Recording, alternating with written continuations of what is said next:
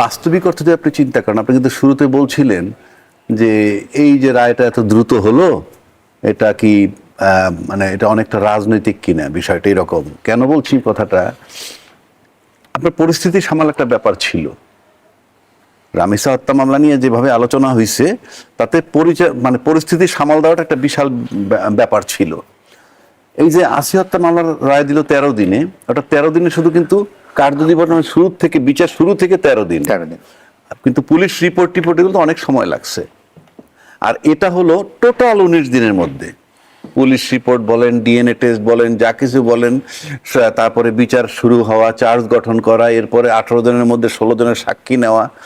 এই যে বিষয়টা আপনি একটা জিনিস লক্ষ্য করবেন, এই মামলার রায়ের পরে তার পিতা কি বলছে, রামিসার বাবা বলছেন, রামিসার হত্যাকারীদের প্রতি যেটা বলছে সেটা বলছে, মাননীয় প্রধানমন্ত্রীর দেওয়ার সময়ের মধ্যে আমরা কাঙ্ক্ষিত রায় পেয়েছি। এই কথাটা বলেছে প্রধানমন্ত্রী যে সময়টা বেঁধেছে।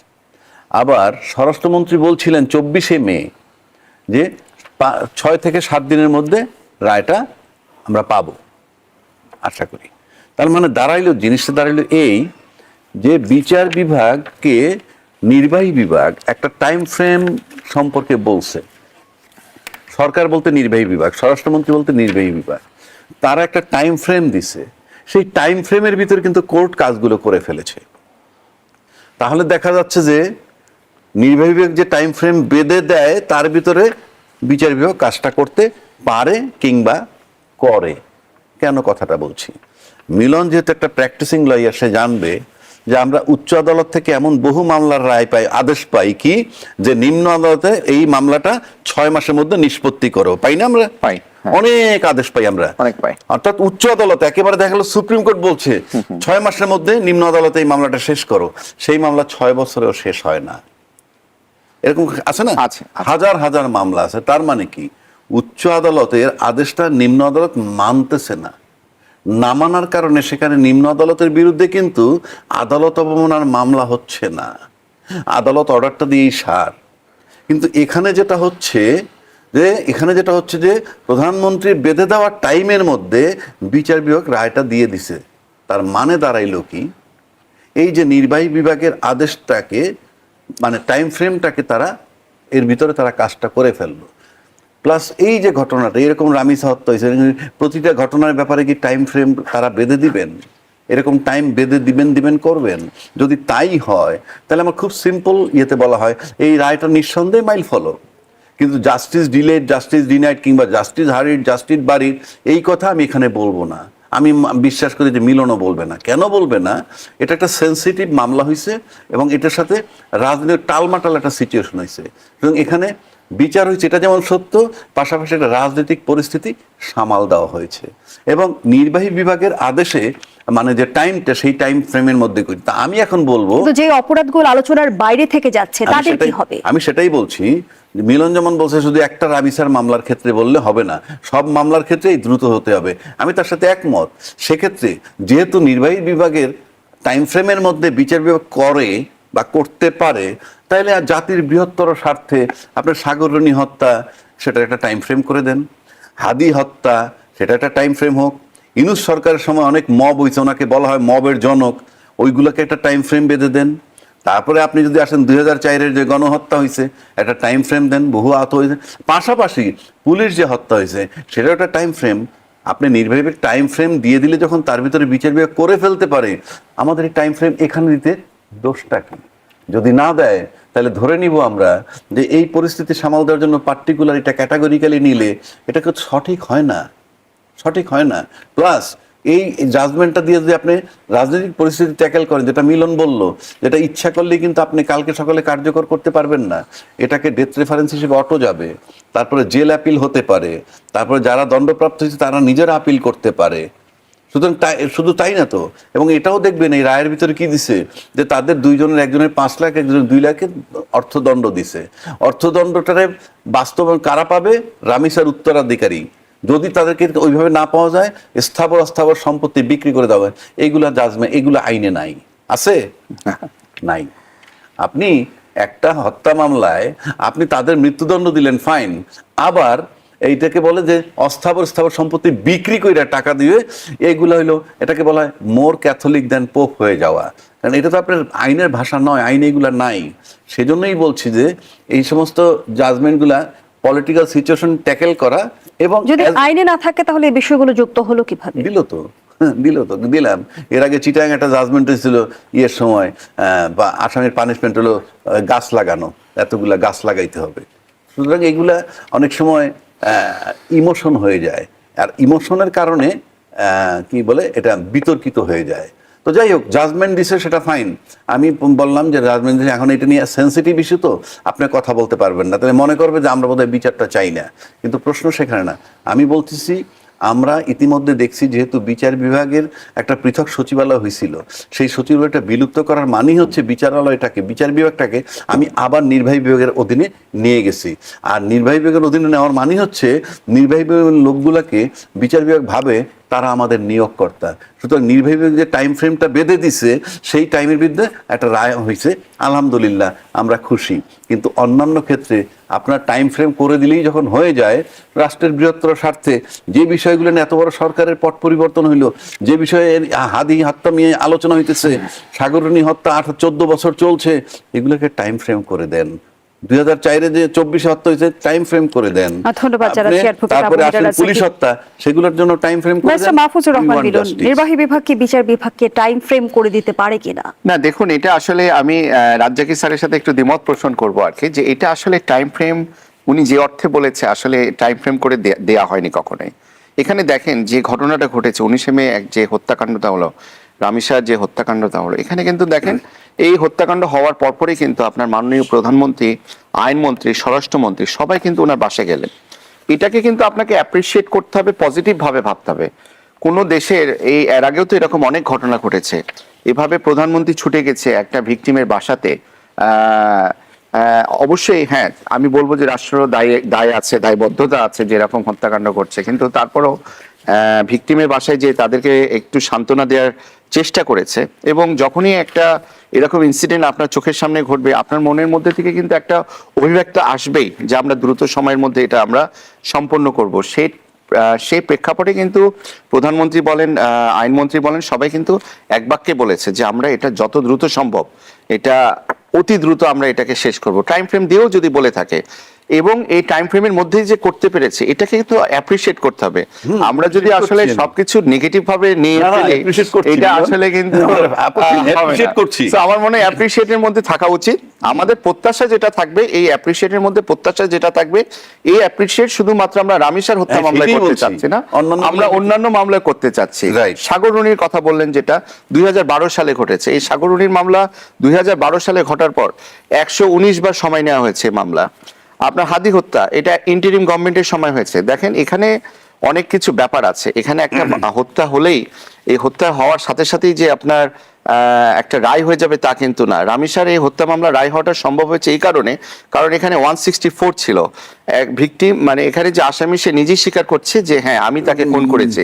বদ্ধ ঘরের ভিতর বাচ্চাটাকে পাওয়া গেছে, তাকে হত্যা অবস্থায় পাওয়া গেছে। সো সবকিছু একটা ক্লিয়ার একটা এভিডেন্স ছিল। এই ক্লিয়ার এভিডেন্সের কারণে কিন্তু এই রায়টা এত অল্প সময়ের মধ্যে কিন্তু সম্ভব হয়েছে। তাছাড়া কিন্তু এত অল্প সময়ের মধ্যে সম্ভব হতো না বলে আমার মনে হয় আর কি। সো যেহেতু একটা ক্লিয়ার সবকিছু ছিল, আপনার 16 জনের সাক্ষ্য নেওয়া হয়েছে, 16 জন সাক্ষ্য কিন্তু প্রায় একই রকম বলেছে। সো সবকিছু বিবেচনায় কিন্তু এই রায়টা অতি তাড়াতাড়ি হয়েছে। সো এটা আমাদেরকে অ্যাপ্রিসিয়েট করতে হবে। এবং অন্যান্য যে মামলাগুলো আছে, সাগররণী বলেন, হাদি হত্যা মামলা বলেন, আরো যেগুলো চাঞ্চল্যকর হত্যা মামলা, শুধু চাঞ্চল্যকর না, যে কোনো হত্যা মামলায় এটা আসলে যত তাড়াতাড়ি সম্ভব, যত দ্রুত সম্ভব করতে হবে। তবে এটা আসলে সবকিছু যে আপনার আইনমন্ত্রীর হাতে, স্বরাষ্ট্রমন্ত্রীর হাতে সবকিছু না। এখানে আসলে আমাদের বিচারিক ব্যবস্থা, আমাদের অপরাধ তদন্ত করার ব্যবস্থা, অনেক কিছু কিন্তু এটার সাথে জড়িত আছে। আমি একটা অপরাধ তদন্ত করতে যে আমাদের ফরেনসিক এক্সপার্ট, ফরেনসিক এভিডেন্স, অনেক ব্যাপার স্যাপার আছে যেগুলো আসলে বাংলাদেশে এখনো অপ্রতুল। সো সবকিছু বিবেচনায় কিন্তু নিতে হবে আর কি। সবকিছু যদি আমি রাজনৈতিকভাবে চিন্তা করি, বা এটা কেন তাড়াতাড়ি হচ্ছে বা এটা কেন দেরি হচ্ছে, এটা আসলে সবকিছুর পিছনে একটা কারণ থাকতে পারে আর কি। অসংখ্য ধন্যবাদ জানাচ্ছি অ্যাডভোকেট আবু হেনা রাজ্জাকি। নিশ্চয়ই আপনি অবগত আছেন টিআইবি বলছে বিএনপি সরকারের প্রথম 100 দিনে সুশাসনের ঘাটতি ও দলীয় প্রভাব অব্যাহত আছে, অথচ আমরা নির্বাচনের আগে দলটির ইশতেহারে দেখেছিলাম যে দুর্নীতির প্রতি জিরো টলারেন্সের কথা বলেছিল দলটি, এবং 100 দিনের মধ্যে এই যে ব্যবধান ধরা পড়ল টিআইবির প্রতিবেদনে, সেটা কি আসলে ক্ষমতায় গিয়ে পুরনো অভ্যাসে ফিরে যাওয়ার ইঙ্গিত দিচ্ছে? তা তো বটেই, কারণ আপনি যদি দেখেন আমরা যখন ইংলিশ সরকার টেক ওভার করলো তারপরে কিন্তু আমরা একটা কথা ব্যাপকভাবে বাংলাদেশে প্রচার হয়েছে যে উনি মবের জনক, মানে মবের জনক। পিটিয়ে মানুষ মারা হয় কিংবা আপনার কবর থেকে ডেড বডি তুলে তাদেরকে পোড়ানো হয়, ডেইলি স্টার অফিসে হামলা, এই সব কিছু মিলাইলে আপনার মবের রাজত্ব কায়েম করছে। এবং সেটা আমি সোশ্যাল মিডিয়ায় যেভাবে দেখছি, যেভাবে উপস্থাপন, যে এর আগে কোনোদিন মব ছিল না তাদের ভাষ্য মোতাবেক। আমি নিশ্চিত করে বলে দিচ্ছি এর আগেও মব ছিল, মব কাল ধরেই ছিল। সুতরাং এগুলি কথা বললে বলা যাবে। এখন ঠিক সেই সময় কিন্তু আজকে যারা নির্বাচিত হয়ে আসছেন তারা কিন্তু বারবার বলতেছিলেন যে নির্বাচন হওয়ার পর আর কোনো মব থাকবে না, জোর গলায় বলেছেন। অথচ নির্বাচনের পরে মব যদি বলি, আমি দেখছি কুষ্টিয়ার এক পীর সাহেবরে পিটিয়ে মেরে ফেলা হয়েছে, আমরা দেখেছি। তো সেই যে মেরে ফেলা হয়েছে, 1 নম্বর, তাদের কি আদৌ এই যে আপনি পিটিয়ে একজন পীর সাহেবরে মেরে ফেললেন, সেটা আদৌ এখন পর্যন্ত আপনি কোনো ক্লু হলো না, কিছু করা হলো না, অথচ রামিজ হত্যার বিচার হলো। আবার আপনি ইনুস সাহেব যে মব করছে, ইনুস সাহেবের সময় যে কবর থেকে ডেড বডি তুলে পুড়ে ফেললো, সেখানে কি ওই ইনুস সাহেব কি নিষেধ করে গেছে না কোনো আইন করে গেছে যে ওনার সময় যে মব হয়েছে সেই আসামি ধরা যাবে না, এই ডেইলি স্টার পত্রিকার আসামি ধরা যাবে না হামলাকারীদেরকে? এটা কি বলে গেছেন? কিন্তু হচ্ছে না তো, হচ্ছে না তো। কেন হচ্ছে না? এই যে কেন হচ্ছে না সেই জায়গাটা আপনাকে আসতে হবে। কারণ আপনি ইচ্ছা করলেই সব বন্ধ করতে পারবেন না, যেটা ফার্ম ডিড। আমি বারবার বলছি এটা রাজনৈতিক পরিস্থিতি সামাল দেওয়ার কারণে। তা নাহলে আপনি একটা কুষ্টিয়ার পিসারের পিঠায় মেরে ফেললো, এটা কি মানবিক ব্যাপার হয়েছে না? এটা আপনাকে টাচ করে নাই, আপনাকে টাচ করে নাই। আপনি 24,000 এগুলো আপনাকে টাচ করে নাই, 40,000 লোক আহত হয়েছে, এটা টাচ করে নাই। কেন কথাটা বলছি? আপনি এটার মানে হচ্ছে যে আপনি দেখেন যিনি ধর্ষণ করেন কিংবা খুন করেন তিনি জানেন কিন্তু যে আমার মৃত্যুদণ্ড হবে, তারপরে যখন উনি ধর্ষণ করেন ওই লোকটা স্বাভাবিক না, এর মানেই না তাকে মাফ করতে হবে। আবার আমরা যেমন প্রকাশ্যে গুলি করতে বলি, লেবাননের কয়দিন আগে দেখছি প্রকাশ্যে দিবালোক এটা শোয়াইয়ে পিঠের দিকে গুলি মারতেছে একজন সেনা কর্মকর্তা বা সেনা যেই থাকুক।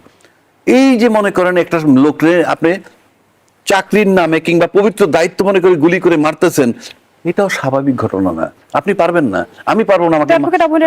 বারবারই তো আলোচনায় আসছে রাজনৈতিক সংস্কৃতির কথা, এবং টিআইবির পর্যবেক্ষণেও কিন্তু উঠে এসেছে যে সরকারের প্রথম দিনেও দলীয়করণ, চাঁদাবাজি এবং এবার আমাদের পালা সংস্কৃতির লক্ষ্য করা যাচ্ছে। আমি সে বিষয়টি নিয়ে আলোচনায় ফিরতে চাই। তাহলে রাজনৈতিক সংস্কৃতির পরিবর্তন আসলে কত দূর?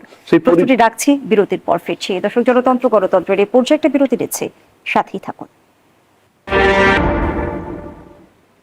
আবার আমন্ত্রণ, দেখছেন নিউজ 24 এর নিয়মিত আয়োজন জনতন্ত্র গণতন্ত্র। নিবেদন করছে RICL স্টিল। আমরা আবারও ফিরছি আলোচনায়। অ্যাডভোকেট আবু হেনা রাজ্জাকি, টিআইবির পর্যবেক্ষণ বলছে সরকারের 100 দিনে দলীয়করণ, চাঁদাবাজি ও এবার আমাদের পালা সংস্কৃতির লক্ষণ দেখা যাচ্ছে।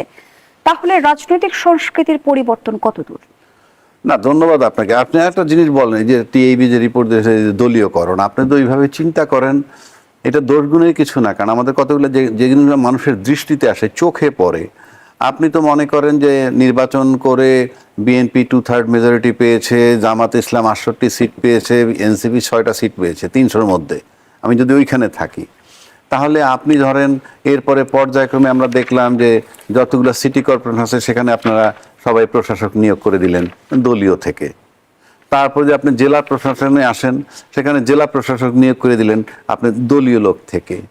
তো বিষয়টা কেমন? 100 দিনের মধ্যে আপনারা ক্ষমতায় আসলেই মব বন্ধ হয়ে যাবে, সন্ত্রাস বন্ধ হয়ে যাবে, সেই সব বিষয়ে না গিয়ে আপনারা ওইভাবে যে বসাই দিতেছেন, ভাই যত কথাই বলেন এটা তো দৃষ্টিকটুও, এটা তো সব নির্বাচিত প্রতিনিধিদের বসার কথা, সেখানে তো একেবারে আপনারা একচ্ছত্রভাবে বসিয়ে দিচ্ছেন। বিষয়টা কেমন দেখা যায়? এটা তো লুকানোর কিছু নাই। সেই হিসাবে তো আপনি দলীয়করণ করেছেনই। আপনি আপনার যেহেতু 2/3 মেজরিটি পেয়েছেন, আপনার সরকার গঠন করেছেন এবং আপনারা সব করতেছেন। তো এটা তো দলীয়, মানে এটা তো বুঝাই যায় যে আপনি দলীয়করণ করছেন, এবং তাতে তো আরেকজনের বিরূপ প্রতিক্রিয়া হইতেই পারে। এই যে মনে করেন রাজনৈতিক অধিকার খর্ব করা, অর্থাৎ ইভেন আপনারা কি কোনো আলোচনা করেছেন কারোর সাথে? করেননি। যেমন ধরেন আপনি ইসলামী ব্যাংক নিয়ে একটা মাঠে আন্দোলন হচ্ছে, ইসলামী ব্যাংকের চেয়ারম্যান নিয়ে, এমডি নিয়ে, এইসব নিয়ে আলোচনা হচ্ছে।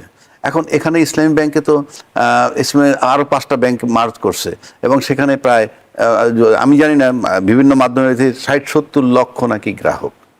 তো আপনি যদি ভাবেন যে জনগণ রাষ্ট্রের মালিক, তাহলে ওই জনগণের টাকা ওখানে আছে, জনগণের টাকা ওখানে আছে। সেক্ষেত্রে আপনি ধরেন চেয়ারম্যান নিয়োগ দিবেন, এমডি নিয়োগ দিবেন, দেন। কিন্তু এই যে দাবি দাওয়াগুলো উঠছে, এগুলো নিয়ে কি আমরা আদৌ আলোচনা করেছি? অর্থাৎ সরকার পক্ষ কেউ বলছেন যে ওখানে নাকি জামাতের লোক গিয়ে আন্দোলন করেছে। ফাইন, জামাতের লোকও যদি যেয়ে থাকে গ্রাহক সাইজে, আপনি তাদের সাথে বসে তো আমরা আলোচনাটা শুনতে পারি যে আগের জন্য সরাইলে অসুবিধা কি, একে বসাইলে সুবিধাটা কি, বা বাধাটা কেন, এই আলোচনাটা তো হতে পারে। এইটি তো গণতান্ত্রিক পন্থা। কিন্তু সেখানে তো আমরা দেখছি না, আন্দোলন কেয়ার করতেছি না, এতগুলা গ্রাহকের টাকা। আপনি দেখেন যে বাংলাদেশে যত কর্পোরেট, বড় বড় কর্পোরেট যে হাজার হাজার কোটি টাকা লোন নিছে ব্যাংকের থেকে, এরা নিছে কাদের টাকা? এই সাধারণ গ্রাহকের টাকাগুলোই সঞ্চয় করে জমা করে ওখান থেকে তাদেরকে দেয়া হয়। আজকে তারা সাফার করতেছে। আপনি রাষ্ট্র ভাববেন না? ভাবতে হবে তো, রাষ্ট্রের তো এটা ভাবতে হবে। আপনি যদি না ভাবেন তাহলে তো আপনি বিভাজন তৈরি হচ্ছে, কিংবা আপনার রাজনৈতিক পরিস্থিতি ঘোলাটে হচ্ছে। প্রত্যেকটা জিনিসের তো গুরুত্ব দিতে হবে। এখন যদি আপনারা না দেন তাহলে তো কিছু করার নাই। আপনি ক্ষমতা 2/3 মেজরিটি পাওয়ার পর যদি আপনি গুরুত্ব না দেন, এমনি ধরেন আপনার ফ্রম ডে ওয়ান একটা অবিশ্বাস তৈরি হয়েছে বিরোধী দলের সাথে এই সরকারি দলের। সেটা কি? আপনি বলছিলেন গণভোট করবেন, গণভোট করেছেন, এবং আপনার সরকার প্রধান আজকে যিনি মাননীয় প্রধানমন্ত্রী, উনি বলছিলেন গণভোটে ভোট দিতে। ভোটের পর আপনারা বলছেন এটা সংবিধানে নাই। মানে এর জন্য উত্তর হয় না। কেন উত্তর হয় না? আপনাকে মেনে নিতে হবে, কারণ আইনে নাই, কিন্তু সবাই মিলে যেটা মেনে নিচ্ছি সেটাই আইন। আচ্ছা, ডিনাই করলেন এবং সেটা করছেন না। এরপরে আসেন অধ্যাদেশ। কেউ বলেন অধ্যাদেশ দেখা পাশ করাবো। আপনি কিন্তু অলরেডি 93টা না 96টা পাশ করে ফেলছেন। সেটা এত দ্রুত করতে পারলেন, অথচ বিচার বিভাগ আলাদা হওয়ার যে কমিশন, মানবাধিকার কমিশন, তারপরে আপনার দুর্নীতি দমন যে কমিশন অধ্যাদেশ, সেগুলো আপনি পারলেন না। কেন পারলেন না? মানবাধিকার কমিশন অধ্যাদেশ বাতিল করে দিলেন, কিন্তু 2009টা ফেরত আনলেন। 2009টা কার? শেখ হাসিনার।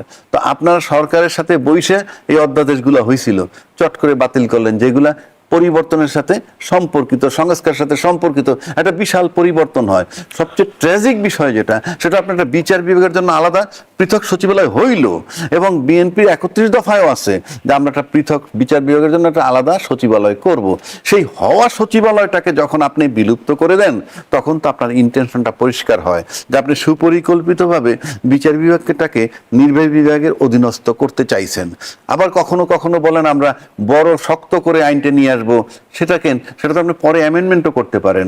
এখন আপনি অধ্যাদেশ আইন বানায় ফেলতেন, পরে অ্যামেন্ডমেন্ট করতেন, সুযোগ আপনার কাছে আছে। কিন্তু আমরা তো ইন্টেনশনটা বুঝতেছি যে আপনার রাজনৈতিকভাবে একতরফা, আপনারা কাউকে তোয়াক্কা না করে যে সমস্ত জায়গাগুলোয় ভালোভাবে নির্বাচনের মাধ্যমে যাওয়া দরকার, সেখানে সব আপনার দলীয় লোক বসাই দিয়েছেন, বলছেন সামনে নির্বাচন করবেন। আমি জানি না। ধন্যবাদ জানাচ্ছি ব্যারিস্টার মাহফুজুর রহমান বেরুন। আমরা রাজনৈতিক অঙ্গনেও তো জুলাই সনদ কিংবা সংস্কার কেন্দ্রিক বিতর্ক বহুদিন ধরেই দেখছি চলেছে, এবং টিআইবির পর্যবেক্ষণও বলছে যে সংস্কারের ক্ষেত্রে একটা বড় প্রতিবন্ধকতা হচ্ছে আমলাতন্ত্র। আমলাতন্ত্রের একাংশ সব পরিবর্তন চাইলেও নিজেদের পরিবর্তন চায় না। এছাড়া সরকারের পেছনে যে শক্তিগুলো আছে তাদের একাংশ ক্ষমতাকে দেখে নিজেদের সুবিধা অর্জনের লাইসেন্স হিসেবে। এই বাস্তবতায় আসলে সরকার চ্যালেঞ্জ কিভাবে মোকাবেলা করবে? দেখেন, এইমাত্র আপনি বললেন যে দেখেন যে এই উন্নয়নের একটি প্রতিবন্ধকতা হচ্ছে আমলাতন্ত্র, তাই নয় কি? এখন দেখেন এই আমলাতন্ত্র, দেখেন আমরা দেখেছি কি এখানে আপনার ইউনিয়ন পরিষদ বলেন, আপনার সিটি কর্পোরেশন বলেন, অথবা পৌরসভাগুলোতে বলেন, আমরা দেখেছি কি এই ইন্টারিম গভর্নমেন্টের সময় এই আমলাতন্ত্রটাই কিন্তু পুরা চালাচ্ছিল।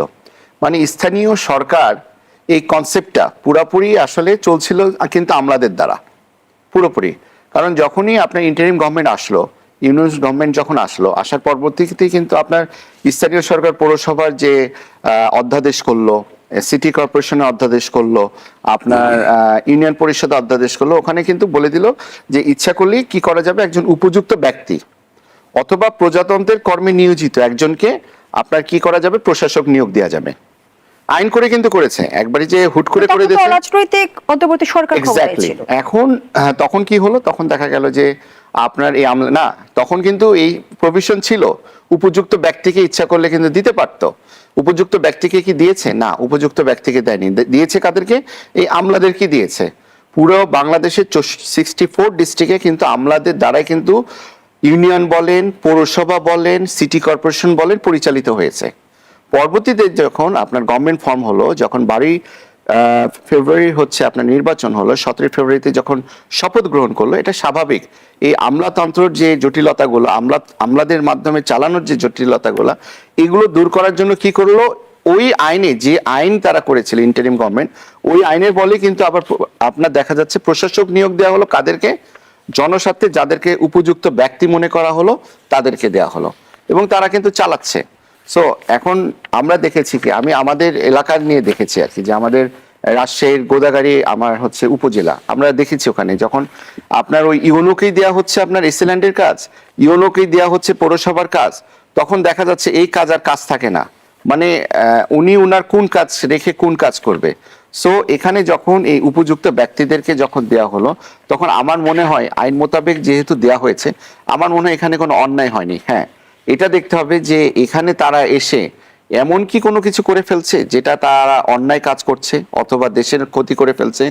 যদি এরকম হয়ে থাকে, যদি এটা দেখা যায় যে বিচার বিশ্লেষণ করে যে এই আমলাদেরকে সরিয়ে উপযুক্ত ব্যক্তিদেরকে দিয়ে প্রবলেম হচ্ছে, তখন একটা কথা। নাম্বার 2, ওনাদেরকে কি আজীবনের জন্য রেখে দেওয়া হচ্ছে? না, অলরেডি কিন্তু এটা সারা জায়গাতে কিন্তু সারা বাংলাদেশে কথা হচ্ছে যে লোকাল যে গভর্নমেন্টের যে ইলেকশনগুলো হবে সেগুলো অচিরে কিন্তু দেওয়া হবে।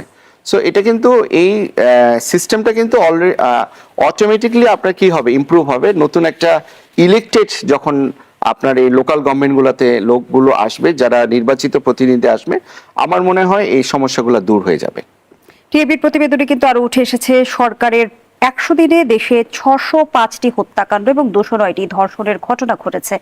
এই যে আইন শৃঙ্খলা পরিস্থিতির অবনতি এবং নির্বাচিত সরকার এলে আমরা শুনেছিলাম যে আইন শৃঙ্খলা পরিস্থিতির উন্নতি হবে, মবের ঘটনা ঘটবে না, যদিও এনসিপির মুখপাত্র আসিফ মাহমুদ সজীব হয়ে অভিযোগ করছে যে মবের অনেক ঘটনায় সরকার দলীয় ব্যক্তিদের সংশ্লিষ্টতা দেখা যাচ্ছে। আসলেই কি তাই? না, এখন দেখেন, এটা কিন্তু সত্য যে আইন শৃঙ্খলার অবনতি হয়েছে। আমি ব্লাইন্ডলি কাউকে সাপোর্ট করতে যে মিথ্যা বলতে পারবো না। এটা আইন শৃঙ্খলার অবনতি হয়েছে। তবে আইন শৃঙ্খলা এই যে অবনতি যে হচ্ছে, এটা একটা ক্রমবর্ধমান ধারার মধ্যে দিয়ে কিন্তু এই অবনতিটা কিন্তু হয়েছে। তবে গভর্নমেন্টকে এখন অনেক মেজারমেন্ট নিতে হবে বলে আমি মনে করি। দেখেন, এখানে যখন আপনার 5ই আগস্টের পর আমরা যখন দেখেছি যে এই পুলিশ প্রশাসন আমরা সবাই জানি যে 5ই আগস্টের সময় তাদের ভূমিকা কি ছিল।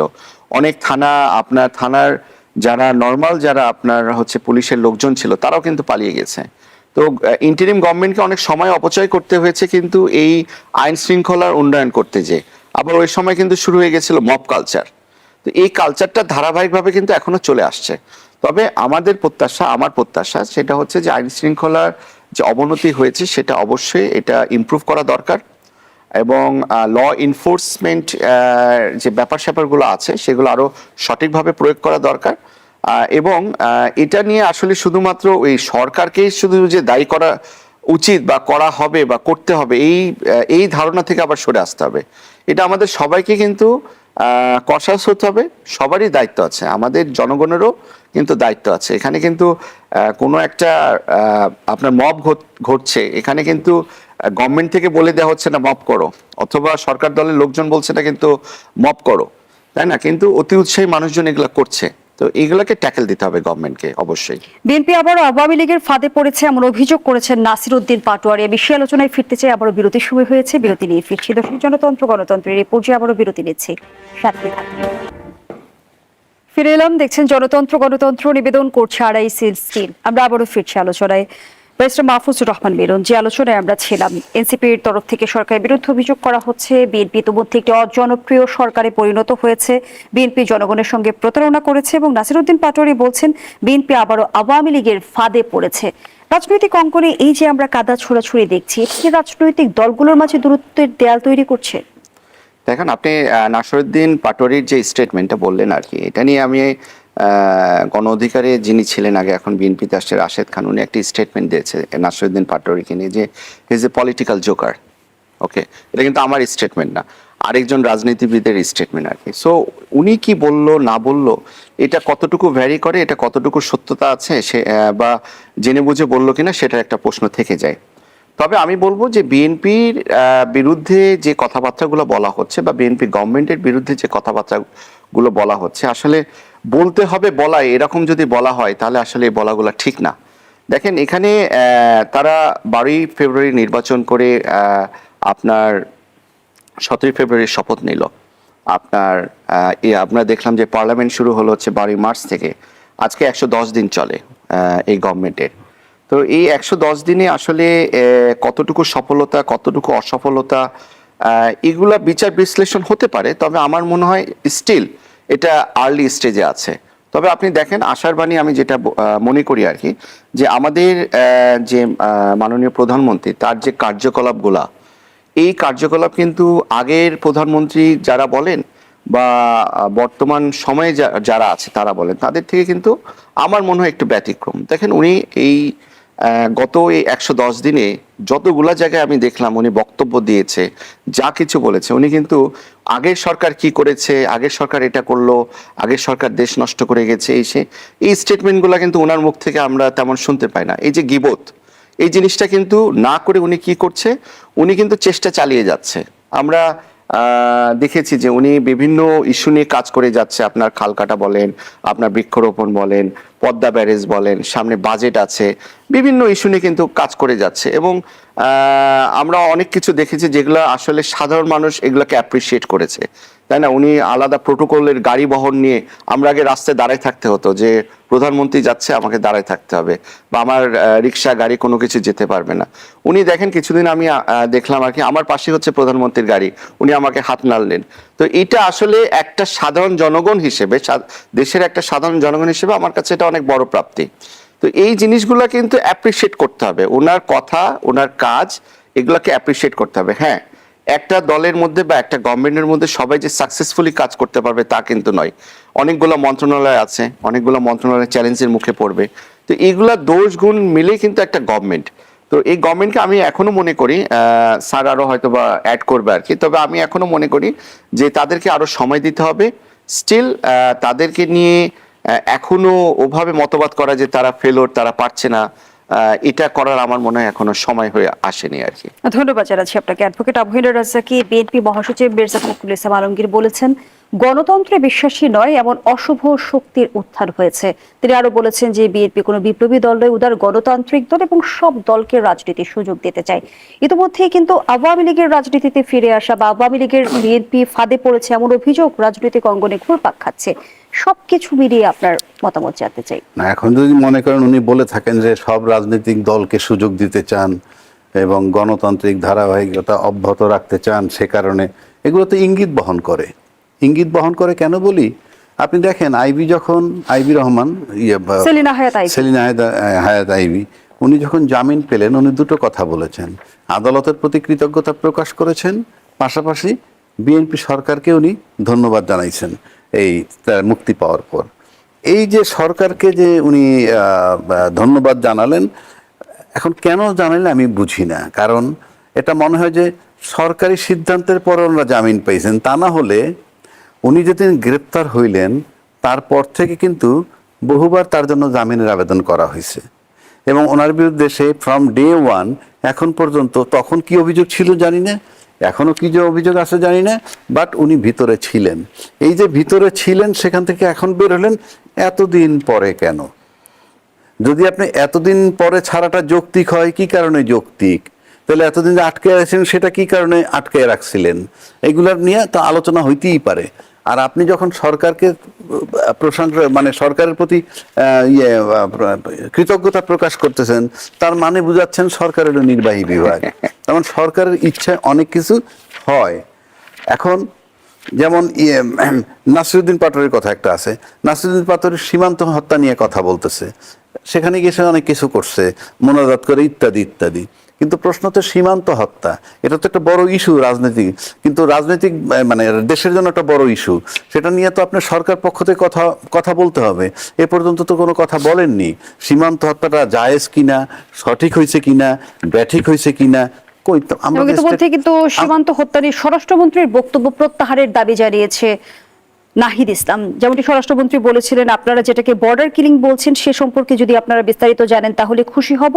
বর্ডার কিলিং হচ্ছে যদি অন্য দেশের বাহিনী কর্তৃক আমাদের সীমান্তে অথবা জিরো লাইনে এসে কিলিং করে সেটাকে আমরা বর্ডার কিলিং বলতে পারি, কিন্তু আমাদের সীমানার অভ্যন্তরে এবং তাদের সীমানার অভ্যন্তরে কোনো রকমের অপরাধে কেউ জড়িত থাকে, যদি কেউ ইলিগালি ট্রেসপাস করে যায়, সেটা তারা কিভাবে অ্যাড্রেস করবে তা তাদের দেশীয় আইনে করবে। হ্যাঁ, ডেফিনেটলি ঠিকই তো বলছে।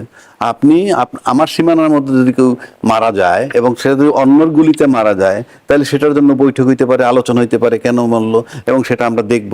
এই আলোচনাগুলো তাহলে এই যৌক্তিক বক্তব্যকে প্রত্যাহারের দাবি কেন জানালো? না না, সেটা উনি যেটা বলছে, এখন আমার সীমানার ভিতরে মারা গেছে, কিভাবে মারা গেল? আমার সীমানার ভিতরে যদি অন্য কারো গুলিতে মারা যায় তাহলে তো তাদের সাথে বসতে হবে। আর আমার সীমানার ভিতরে যদি আমাদের গোলাগুলিতে মারা যায়, সেটা তো আরেকটা চ্যাপ্টার। এখানে তো ওই কথাটা বলা হয়েছে 1 নম্বর।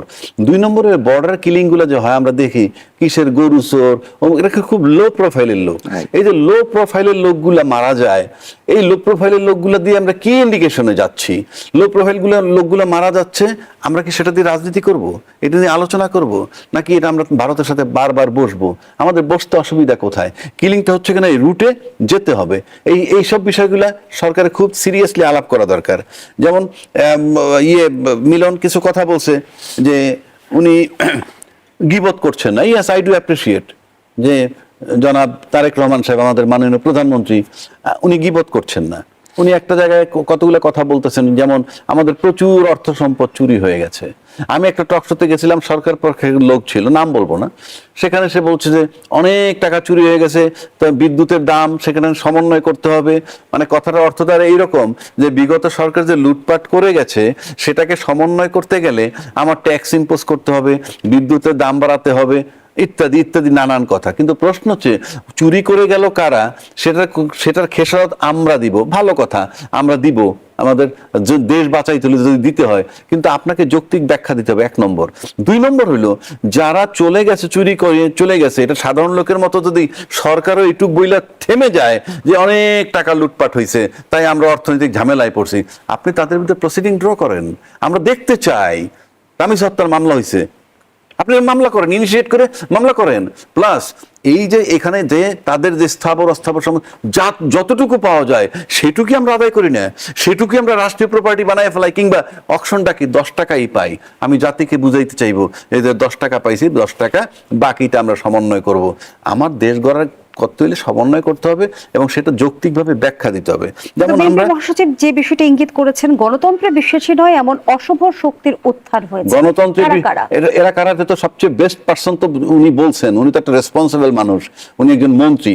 এই যে গণতন্ত্র বিরোধী শক্তি গণতন্ত্রে বিশ্বাস করে না, আপনি তো ওইখানে আসেন। একটু আগে আমি বইলে গেছি গণতন্ত্র মানে কি, সবার মত, যেখানে ম্যাক্সিমাম মানুষ যেই মতটায় একমত হবে সেটাই গণতন্ত্র। আমি 100 ভাগ বলবো না, আউট অফ 100 যদি বলা যায় যে 60 জন লোক একমত হয়েছে একটা বিষয়ে, তাইলে সেটা হলো গণতন্ত্র। 60 জনেরটা মেনে নেওয়া। আপনি তাইলে গণভোটের দিকে যদি আমি আসি, হ্যাঁ 70% লোক ভোট দিচ্ছে, 69%, আমরা কি সেটা মেনেছি? আপনি যখন মানছেন না তখন আপনি অন্য বিরোধী দলের সাথে আপনি বনিবনা কেন হবে? ওখান থেকে তো আপনি বিশ্বাস আস্থা উঠে গেছে, সেখান থেকে তো সংকট শুরু। তাহলে আপনি কোন শক্তিকে বলতেছেন?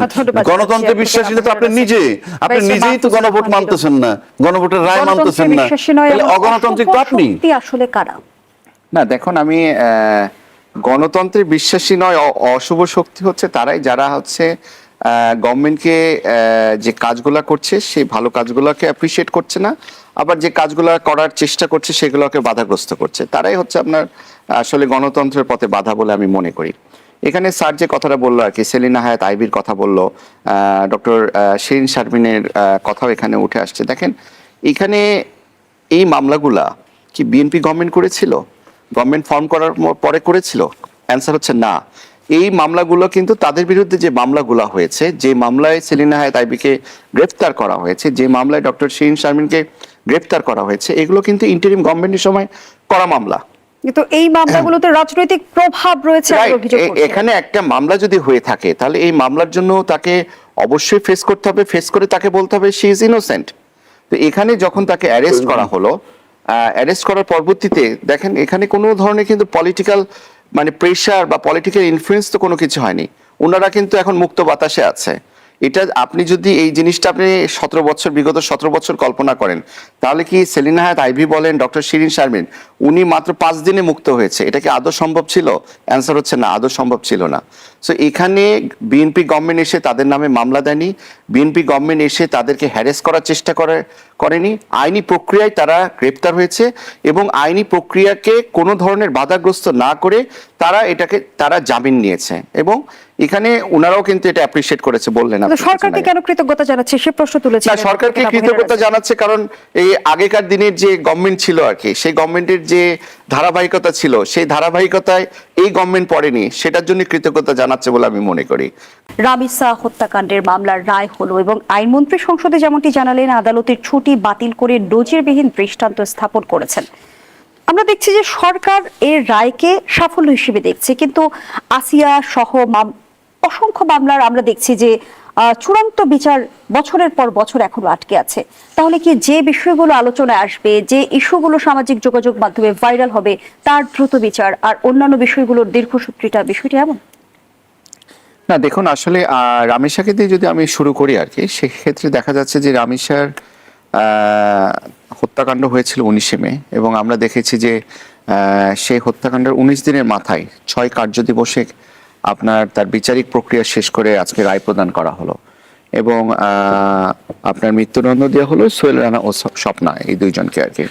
তো এটা অবশ্যই একটা মাইল ফলক বলতে হবে যে এত দ্রুত সময়ে এত অল্প সময়ে একটা বিচারিক প্রক্রিয়া প্রপার ওয়েতে আমরা দেখেছি যে রাষ্ট্রপক্ষ থেকে কিন্তু আপনার আসামি পক্ষের আইনজীবী নিয়োগ দেওয়া হয়েছিল। প্রপার ওয়েতে কিন্তু একটা বিচারিক প্রক্রিয়া সম্পূর্ণ হয়ে 6 দিনের মাথায় একটা রায় হওয়া, এটা অবশ্যই একটা মাইল ফলক, এটাকে অ্যাপ্রিসিয়েট করতে হবে। বাট সেই সাথে আমরা এটা বলতে চাই যে এই মাইল ফলকটা শুধুমাত্র কিছু মামলার ক্ষেত্রে যদি আমরা দেখে থাকি বা করে থাকি, যেটা নিয়ে অনেক হইচই হবে, মিডিয়াতে আসবে, শুধু যদি এগুলাতেই হয় এটা কখনোই কাম্য হবে না। আমরা চাই রামিসার মতো এই যে দ্রুতভাবে যে আপনার রায়টা হলো, বিচারিক প্রক্রিয়া সম্পন্ন হলো, অন্যান্য হত্যাকাণ্ডে, ধর্ষণ মামলায় সবগুলোতেই যেন এইভাবে দ্রুত গতিতে এরকম রায়গুলো দেয়া হয়। কিন্তু রায় হলো, বাস্তবায়ন কতদূর? আচ্ছা, এখানে আসলে বাস্তবায়নের ব্যাপারটা এখানে আসে কি, যে এখানে বাস্তবায়নের কিছু প্রতিবন্ধকতা থেকে থাকে। আমরা দেখেছি যে আপনার মাগুরাতে একটা হত্যাকাণ্ড ঘটেছিল, আসিয়ার যে হত্যাকাণ্ড, সেখানে কিন্তু আপনার 21 দিনে 13 কার্যদিবসেও কিন্তু রায় হয়েছিল। ওই সময় তৎকালীন আইন উপদেষ্টা যিনি ছিলেন আসিফ নজরুল সাহেব, উনি স্টেপ নিয়েছিলেন এবং খুব তাড়াতাড়ি কিন্তু রায় হওয়ার পরেও 1 বছরেও কিন্তু এই বিচারিক প্রক্রিয়া শেষ হওয়ার 1 বছর পরেও কিন্তু এখনো রায় কার্যকর হয়নি। কারণ হাইকোর্টে শুনানিও শুরু হয়নি। এখানে আসলে হয়েছে কি, আপনার এই রায় কার্যকর হওয়ার বেশ কিছু ধাপ আছে। এখানে যখন কারো রায় হয়, যখন মৃত্যুদণ্ড হয়, এই মৃত্যুদণ্ডটা অনুমোদন দিতে হয়। এই অনুমোদনটা দেওয়ার জন্য কিন্তু উচ্চ আদালতে আসতে হয়, ডেথ রেফারেন্স বলা হয়। এই ডেথ রেফারেন্স যখন আসবে, এটা আসার পরবর্তীতে দেখা যায় যে এই ডেথ রেফারেন্স মামলাগুলোতে এই নিম্নকোর্টের যে আপনার যে স্টেটমেন্টগুলো ছিল, যে কাগজপত্রগুলো ছিল, যে এভিডেন্সগুলো ছিল, যে সাক্ষ্যগুলো ছিল, সবকিছু, চার্জশিট ছিল, এফআইআর, সবকিছু কি হবে, এটা একটা পেপার বুক করতে হয়। এই পেপার বুকটা আবার কিন্তু আমি ইচ্ছা করলে পেপার বুক করতে পারবো না, লয়ার ইচ্ছা করলে পেপার বুক করতে পারবে না। এই পেপার বুক কিন্তু রাষ্ট্র থেকে সুপ্রিম কোর্টের তত্ত্বাবধানে বিজি প্রেসে কিন্তু করা হয় এবং এই পেপার বুক যখন আবার আসবে, আসার পরে এটা অটোমেটিক একটা ডেথ রেফারেন্স নাম্বার পড়ে এটা একটা কোর্টে দেওয়া হবে। এই কোর্টে মামলার শুনানি হয়ে এটা একটা রায় হবে। এই রায়টা আবার কোথায় হচ্ছে? হাইকোর্টে রায় হচ্ছে। এই রায় হওয়ার পরে আবার আপিল করার একটা সুযোগ থাকে অ্যাপিলেট ডিভিশনে। আপিল যখন সুযোগ হবে, অ্যাপিলেট ডিভিশন রায় বহাল রেখে আবার এটা রিভিউ হয়। এই রিভিউয়ের পরে তারপর এই আপনার হচ্ছে যে মৃত্যুদণ্ড, সেটা কার্যকর হয়। তো স্বাভাবিকভাবে আসলে এই প্রক্রিয়াটা শেষ করতে করতে অনেক সময় লেগে থাকে এবং আমরা দেখেছি আসিয়া মামলাটা কিন্তু এখনো শুরু হয়নি। এটা আসলে একটু হতাশাজনক।